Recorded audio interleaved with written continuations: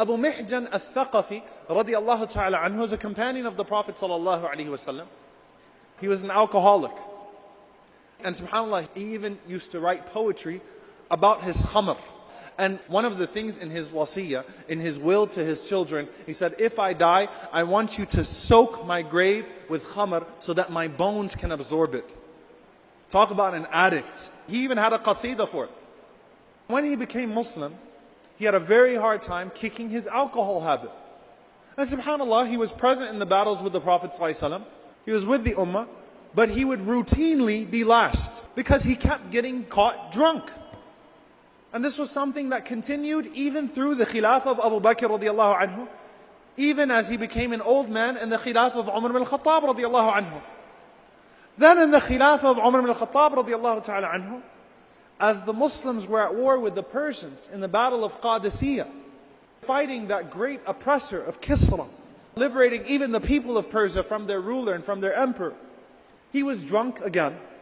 And Sa'ad ibn Abi Waqqas radiallahu anhu was the commander of the army. He had to lash him again. And then when the battle of Qadisiyah started, you know what the punishment of Abu Mihjan radiallahu ta'ala anhu was? You will be chained up while we go fight the battle of Qadisiyah. You don't get to go out and fight against the Persians and serve your ummah. Abu Mihjan cried and cried and cried, and he begged Sa'ad radiallahu ta'ala anhu, do not forbid me from serving Allah. I know I messed up. Give me another chance. Don't forbid me from serving Allah. I know I have a problem with khamr, but don't forbid me from serving Allah subhanahu wa ta'ala. Some of you are addicted to pornography. Some of you are addicted to a sin. But you still love Allah subhanahu wa ta'ala and you love the Messenger sallallahu alaihi wasallam. But the problem is that you're not allowing that love of Allah and His Messenger to do away with that sin. It doesn't mean you don't love Allah and His Messenger. But you need to kick the habit. You need to put it aside.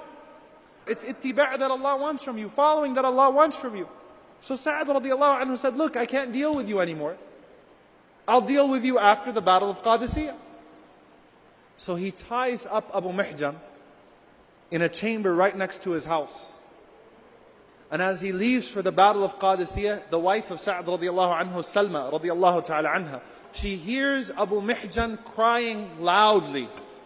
So she thinks to herself that something happened to him. So she runs to the chamber to see what happened with Abu Mihjan radiallahu ta'ala anhu. And she says, what's wrong, ma bik? And he started to say again, لا تحرمني من خدمة الله. Don't forbid me from serving Allah subhanahu wa ta'ala. Let me go and fight with them. Salma said, how am I supposed to let you go fight with them? My husband, who was the commander of the army, he tied you up. What will assure me that you will come back? And so he said, I swear by Allah, if you let me go, I will wrap my face. I will serve in the battle of Qadisiyah. I will come back. I will tie myself back up. And I will never tell anyone what I did. She believed him. She saw the ikhlas, and that's just the firasa of the mu'min. She could see the truthfulness in what Abu Mihjan was saying. So she freed Abu Mihjan. He went to the battle of Qadisiyah. He wrapped his face and he fought so bravely that Sa'ad radiallahu anhu, as he was watching the battle, he was wondering, who is this man? And so after the battle was over, Sa'ad radiallahu anhu gathered and he said, where is the warrior that had his face wrapped? Where is he at so that we can nuthni alayhi, so he can praise him and we can reward him, make dua for him? And no one came forward.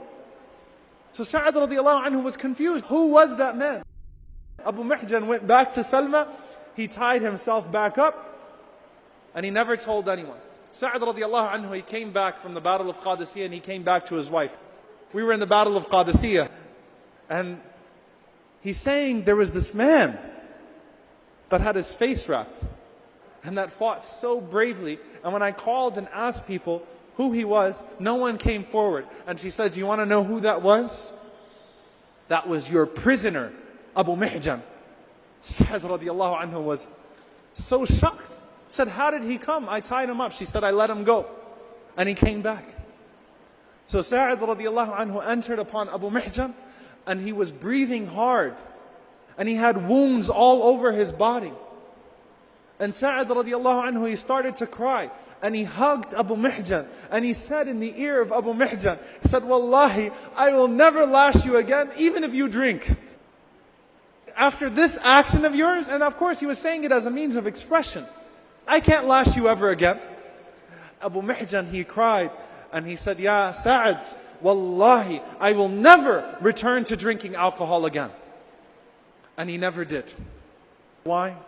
Because he realized that there was a cause that was greater than him. I don't have time to worry about my khamr and my sins and these trivial things in life. I've got an ummah that has expectations of me. And we as an ummah, Allah Azza wa Jal has expectations of us.